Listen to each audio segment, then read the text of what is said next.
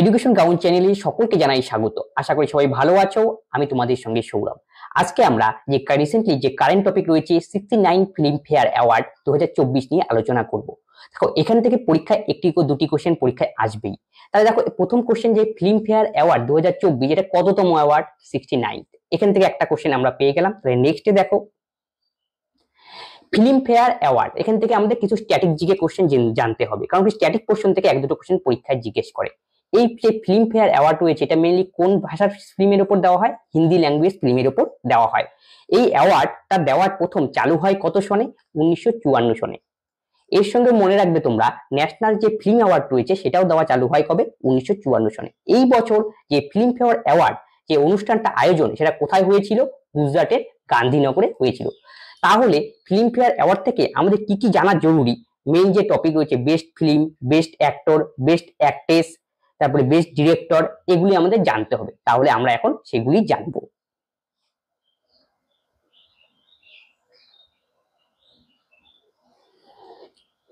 এই যে রিসেন্ট যে অ্যাওয়ার্ড দেওয়া হলো, এই রিসেন্ট অ্যাওয়ার্ডে বেস্ট ফিল্ম অ্যাওয়ার্ডে ভূষিত হয়েছে কোন সিনেমা? 12 ফেল। এই সিনেমাটা আমাদের সবার জন্য কি মোটিভেশনাল একটা ফিল্ম। যারা যারা দেখোনি তারা সেই ফিল্মটি দেখবে। যারা আমরা মনে করি চাকরির পরীক্ষা দিই তাদের জন্য একটা বিশাল মোটিভেশন দেবে। আশা করি এই ফিল্মটি তোমাদের কি ভালো লাগবে এবং পরীক্ষা যে তারা প্রিপারেশন নিচ্ছে তাদের মনে একটা কি জোশ জ্বালবা কি তৈরি করতে সাহায্য করবে। তারপরে দেখো এখান থেকে আরো কোশ্চেন আমাদের জিজ্ঞেস করে বেস্ট অ্যাক্টর কে? Best actor in leading role male ক্যাটাগরিতে রণবীর কাপুর পেয়েছিলেন কোন সিনেমার জন্য? অ্যানিমেল সিনেমার জন্য। যদি বলে বেস্ট অ্যাক্ট্রেস কে, বেস্ট অ্যাক্ট্রেস না দিয়ে পরীক্ষায় আমাদের দিতে পারে best actor in leading role female category, এটাও দেওয়া থাকতে পারে, বাকি অ্যাক্ট্রেসও লেখা থাকতে পারে, কোনো অসুবিধা নেই। তাহলে কে সেই অ্যাক্ট্রেস? আলিয়া ভাট। তিনি কোন সিনেমার জন্য পেয়েছিলেন এই অ্যাওয়ার্ড?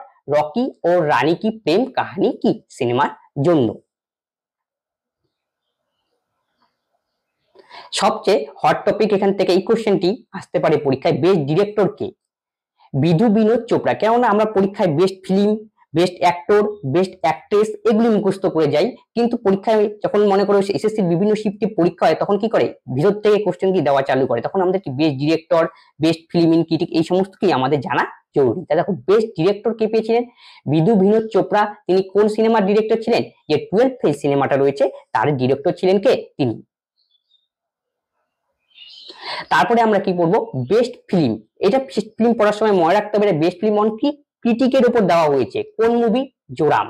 এর ডিরেক্টর কে ছিল? Devashish Makhija. Best actor in critic কে? বিক্রান্ত মেসি। কোন সিনেমার জন্য? 12 ফেল। আমরা সবাই জানি এটা। বেস্ট অ্যাক্ট্রেস কে পেয়েছে? ক্রিটিক বিভাগে দুজন পেয়েছিলেন, সেই দুজনকে রানী মুখার্জি আর কি শেফালি শাহ। রানী মুখার্জি কোন ফিল্মের জন্য পেয়েছে? মিসেস চ্যাটার্জি ভার্সেস কি নরওয়ে ফিল্মের জন্য। আর শেফালি শাহ কিসের জন্য পেয়েছেন?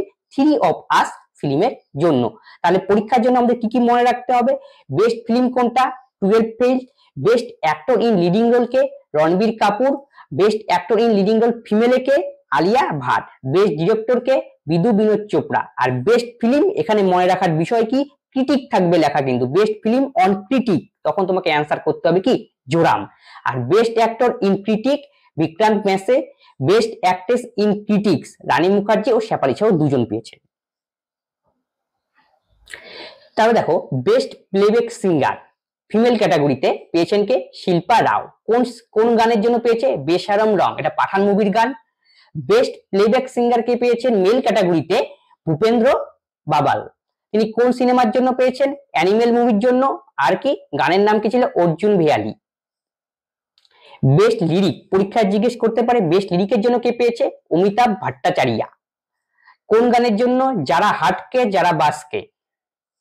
লাইফ টাইম অ্যাচিভমেন্ট, এটা পরীক্ষার জন্য সবচেয়ে ইম্পর্টেন্ট, অন্যতম। লাইফ টাইম অ্যাচিভমেন্ট অ্যাওয়ার্ড কোন কে ভূষিত হলেন? ডেভিড ধাওয়ান। এবার দেখো এখান থেকে দুটো কোশ্চেন পরীক্ষায় আরো জিজ্ঞেস করতে পারে, best actor in supporting role. Supporting role male ক্যাটাগরিতে, সাপোর্টিং মানে কি সহজে অভিনেতা থাকে তাদের জন্য কে পেয়েছে? ভিকি কৌশল। কোন সিনেমার জন্য পেয়েছিলেন তিনি? ডানকি সিনেমার জন্য। এগুলো কিন্তু ইম্পর্টেন্ট, কারণ দেখো বেস্ট সাপোর্টিং রোল কেন জিজ্ঞেস করে? ভিকি কৌশল কি পপুলার নেম, তাই জন্য কি পরীক্ষায় আমাদের কি করে জিজ্ঞেস করে। তারপরে আমাদের কি best actor in supporting role female category বললে পরে অ্যাক্ট্রেস দেওয়া থাকতে পারে বা ফিমেল লেখাও থাকতে পারে। কে পেয়েছে? শাবনা আজমি। কোন ফিল্মের জন্য তিনি পেয়েছিলেন? রকি ও রানী কি প্রেম কাহানি ফিল্মের জন্য। পরীক্ষা এখান থেকে জিজ্ঞেস করতে পারে বেস্ট স্টোরির জন্য কে পেয়েছেন? বেস্ট স্টোরি দুজন পেয়েছেন, অমিত রায় আর কি দেবাশিস মাখিজা। অমিত রায় তার সিনেমা ও মাই গড 2 এর জন্য, আর কে দেবাশিস মাখিজা তার সিনেমা জোরামের জন্য কি এই অ্যাওয়ার্ডে ভূষিত হন। এই ছিল আমাদের ফিল্ম ফেয়ার অ্যাওয়ার্ড। এখান থেকে একটা বা দুটো কোশ্চেন আমরা পরীক্ষায় পাবো এবং কি একবারে তোমাদের আলোচনা করে দেওয়া হলো, কেননা কি এখান থেকে একটা কোশ্চেন পরীক্ষায় আসবে এবং কি তোমাদের যাতে পড়তে কি হয় সুবিধা হয়। তবে আজকের ক্লাসটা তোমাদের যদি হেল্পফুল মনে হয় তবে অবশ্যই তোমাদের বন্ধুদের সঙ্গে শেয়ার করবে এবং সাবস্ক্রাইব করতে ভুলবে না। পরবর্তী নেক্সট ভিডিওতে আবার দেখা হচ্ছে। ধন্যবাদ।